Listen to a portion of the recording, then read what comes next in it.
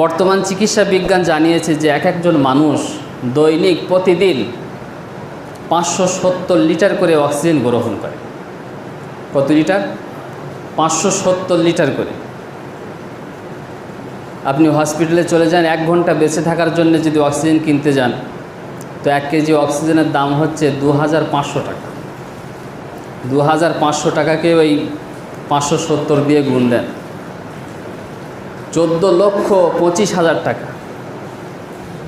এই 14,25,000 টাকার অক্সিজেন আল্লাহ রাব্বুল আলামিন দৈনিক প্রত্যেকটা মানুষকে ফ্রিতে দিচ্ছে। আল্লাহু আকবার বলেন।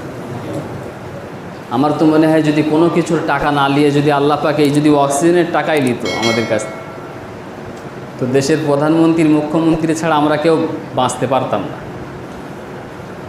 মাস শেষে যদি জিবরাইল বিল দেখিয়ে বলতে, এই বান্দা তোর এই মাসে